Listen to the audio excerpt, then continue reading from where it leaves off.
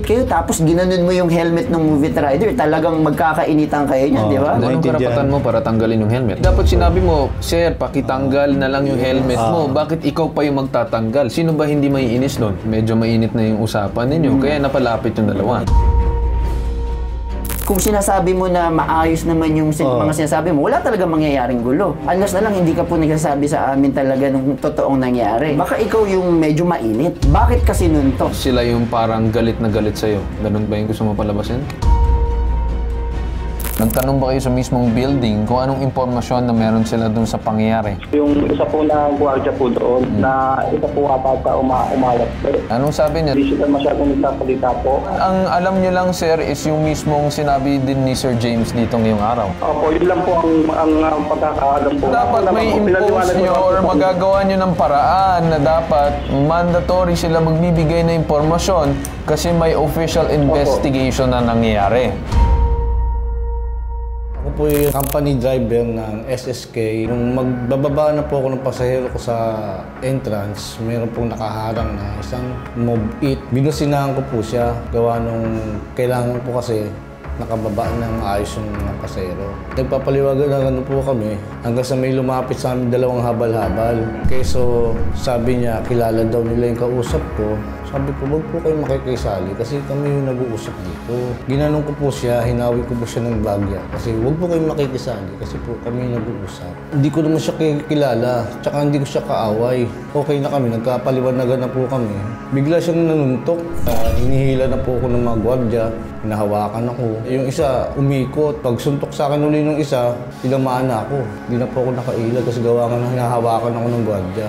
Pero ito, whether at fault or not fault, we'll find out exactly what's going on, okay? Sir, matanong ko lang ha, yung nangyari sa'yo, yan ba yung pinablatter mo sa barangay? Opo, sir. Anong ginawa ng barangay dito? Nagpa-blatter ka lang? Binlatter ko po. Ikaw ba, dinala ka pa sa ospital? Kasi parang nakita ko, napuruhan ka eh. Ito, medyo nag-subside na yung maga sa mukha mo. Pero alam ba ng pamunuan ng building na may nangyaring ganyang bugbugan? Pinaalam ko na lang po na may sumuntok sa akin. Kailan mo pinaalam? Yung time na po yun. Anong sabi nung nakausap mo ba yung chief security nila? Kasi parang pati dito, security guards nung building, nirereklamo mo rin. Oo, kasi for the reason na parang, imbes na awatin yung mga nambugbog sa'yo, ikaw pa yung hinawakan ka? Hawakan po. Anong nangyari? Ikaw yung lalong nabugbog? Yun, kaya nga po ko tinamaan eh. Nagkakapaliwanagan na po kami dahil naintindihan niya na yung sinasabi ko na hindi sila pwede mag-stay dun sa harapan ng hagdanan kasi doon po kami nagbababa ng pasahero. Hanggang sa nagpaliwanagan kami, inanggal ko po yung helmet niya kasi Kasi kung mainit kayo tapos ginanon mo yung helmet ng movie rider, talagang magkakainitan kayo niyan, di ba? Dali, matanong ko lang, no? Bakit mo tinanggal ang helmet ng Move It? Kasi pa siya pa-parking. Sabi ko, pre, hindi Pero ko anong naintindihan. karapatan mo para tanggalin yung helmet? Nagsasabi siya sa akin na hindi ko po naintindihan. Sabi ko, sir, Ay, di, dapat sinabi mo, sir, pakitanggal na lang yung helmet mo. Bakit ikaw pa yung magtatanggal? Sino ba hindi maiinis nun? Ay, hindi po. Okay naman kami. Sabi ko, tanggalin natin yung helmet mo kasi maintindihan. Tapos okay na kami. O, sige sir, okay na po. Hanggang na dumating yung dalawa, kilala daw nila yung Move It. Bakit sila lumapit? Ang ibig ko kasi sabihin, baka bilang mamaya medyo mainit na yung usapan ninyo. Kaya napalapit yung dalawa. Hindi ko po alam kasi okay na po kami. Tapos sabi niya, kasama daw nila yon habal-habal. Sabi nung habal ng Move It, di naman daw niya kilala. Yun po yung pagkakabigkas At niya. baka naman bigla ay itong Move It at itong habal-habal, baka yung habal-habal ay siguro nakikisimpatya kasi yung nangyayari, baka mukhang ikaw yung nagiging aggressor dun sa sitwasyon. Hindi po. Tinatanong ka lang namin, nagbabase kami sa kwento mo. Pero tinitignan din namin yung magiging epekto. Kung sinasabi mo na maayos naman yung mga sinasabi mo, wala talaga mangyayaring gulo. Unless na lang hindi ka po nagsasabi sa amin talaga nung totoong nangyari. Yun po yung May totoo. mga witness po ba kayo bukod sa inyo or dun sa may mga nakakita ba yung pamunuan? Yung yung mga gwardiya pong nakakita doon. Kaya nga nagulat ako. Sabi Kasi sir, I'm just trying to balance here eh.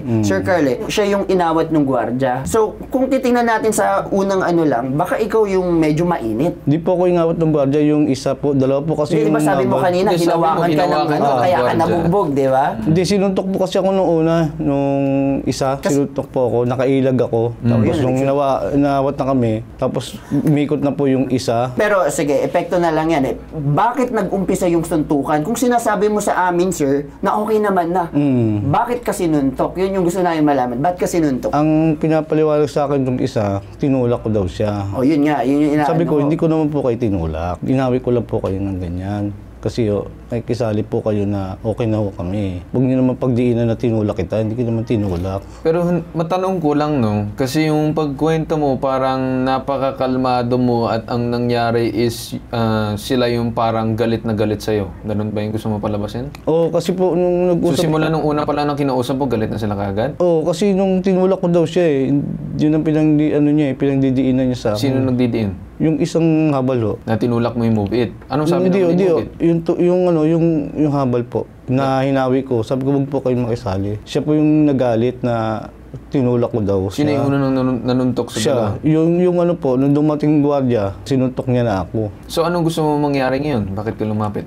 Gusto ko lang po sanang bakit nila hinayaang makatakas yung na may damage po ako. Hinayaan lang nila akong dugaan doon na naglalakad ako na hindi man lang nila ako dahil company driver naman nila ako, dapat ako yung itatabi nila sa para hindi ako matamaan. Kasi dalawa yung sumusuntok sa akin eh. Well, actually, nakabagsak na po ako eh. Merong statement ngayon, babasahin ko lang. No? Naging malaking tulong sa reklamong itong Barangay Don Galo, Parañaque City, lalong-lalo na ang kanilang EXO officer na si Anthony Casem. Pinuntahan kasi ni Anthony kagabi ang SSK building para makakuha ng ibang impormasyon. Ngayon naman, makakausap natin sa kabilang linya si Anthony Casem. Magandang umaga po sa inyo. Sir, magandang umaga din po, sir. Yung nangyari po ng incident na po around 12 noon po ng tanghali po, sir.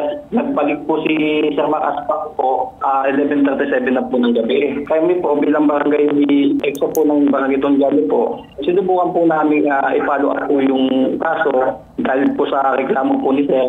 Pinuntahan po namin yung site, yung area po kung po nangyari yung insidente. Napapalaman po namin nga po doon sa lugar na yun na hindi na po naka-duty yung mga involved na nireklamo niya na guard po tsaka yung OIC po.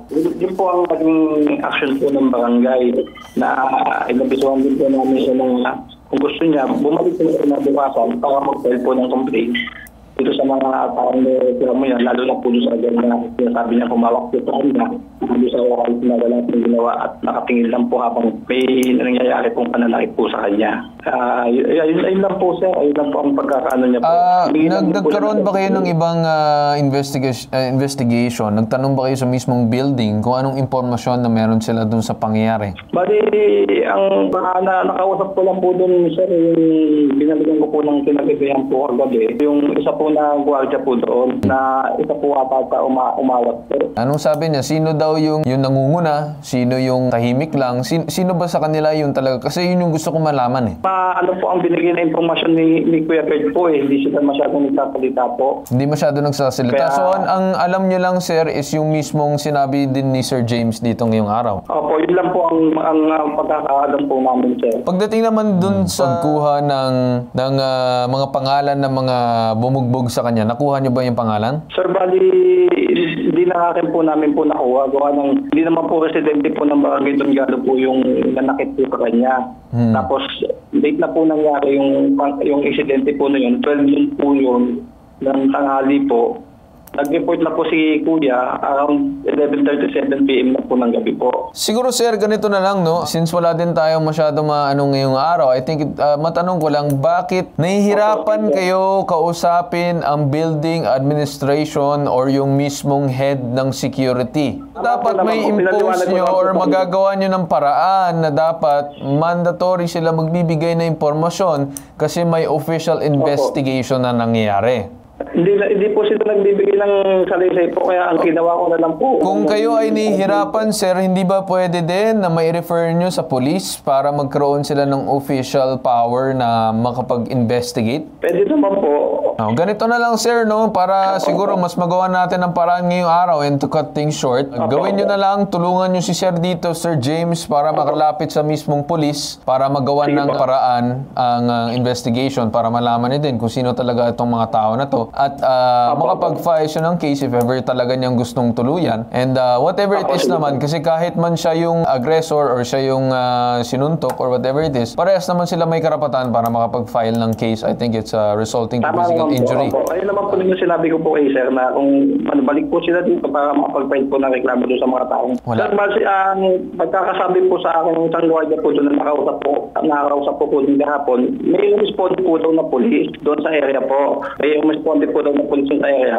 Ang ano lang po, differential lang po, hindi po, wala na po daw po yung suspect po doon. Yes, wala nang suspect, tama. Oo, yun Pero po ang dapat pagkaka- maglo-launch ng official, ganito na lang sir, siguro para makat na lang natin short. Tulungan nyo itong si Sir James, siguro i-refer na namin siya sa inyo para magkaroon ng mga ayos na pag-uusap, kunin nyo yung salaysay niya and whatever it is. Pagkatapos tulungan nyo siya pumunta sa police, i-refer nyo from barangay to police para magkaroon ng official investigation. Once nagkaroon ng official investigation dyan, pwede namang himasok ang police at magtanong dun sa building administrator, sa chief of security ng building, no sir? Apo, tama po. Sige po, sir. Yun na lang sir ang gawin nyo ngayong araw, okay? Sige po, sir. Salamat po. Sige Apo. Sir Anthony, maraming salamat. Magandang araw sa inyo. Siguro try din natin na tawagan itong investigation division ng Parañaque PNP. Baka may informasyon din sila kung ano man nangyari. Magandang umaga po sa inyo, Sir Joel. Opo, sir. Magandang umaga din po. Yes, ako po si Carl Tulfo, sir, sa Ipabitag mo, and kasama ko ngayon si Bitag Dean. Ang gusto lang namin, sir, ay siguro makapag-refer sa inyo ng isang tao nitong si James Makaspak, yung complainant, para magkaroon kayo, sir, ng official investigation. And yung gusto din namin, sir, ay sana ay makuha na nyo din ng statement and everything or whatever it is you need na kunin sa kanya para magkaroon ng official investigation. Kasi ang gusto lang ni sir ay siguro mahanap din yung mga tao na nangbugbog sa kanya at siguro pare-parehas na silang magsambahan ng kaso and whatever it is. Yun lang naman, sir. Opo, sir. Opo, sir. Ang opisina naman, lagi naman po kaming bukas sa mga tao na kailangan naming matulungan. Lalong-lalo na po sa mga ganyan na insidente ng pananakit. Kung ano po, kung ma-advise po siya na makapadumulog dito na personal sa aming opisina para makuha na namin siya ng official na statement. At the same time po, para magkaroon kami ng lead sa official investigation para ma-identify natin yung mga taong sangkot po dito. And also, sir, yun lang naman ang aming gusto din magawa ngayong araw. And I think more or less aasahan namin yung tulong nyo sa kanya. Sige, sir? Opo, sir. Opo, sir.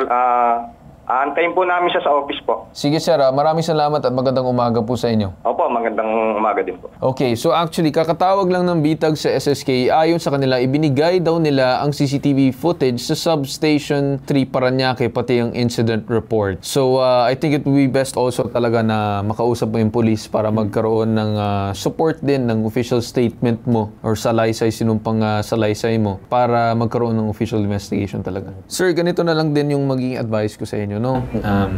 Pagdating sa ganyan na bagay, yung usapan trapiko, hindi ko din siguro alam kasi wala ako doon. Pero magiging advice ko is kung mag-uusap man, talagang iwas tayo sa konfrontasyon. Okay? Hindi ko sinasabi na kayo may kasalanan, hindi ko din sinasabi na hindi nyo din kasalanan. Ako ay bumabalanse lang naman dito. Asahan na din namin na tutulong sa inyo yung PNP at barangay. Okay? Sige. Ito nag-iisang babansang sumbungan, tulong at serbisyong may tatak, tatak bitag, tatak Ben Tulfo. Tatak #Ipabitag mo.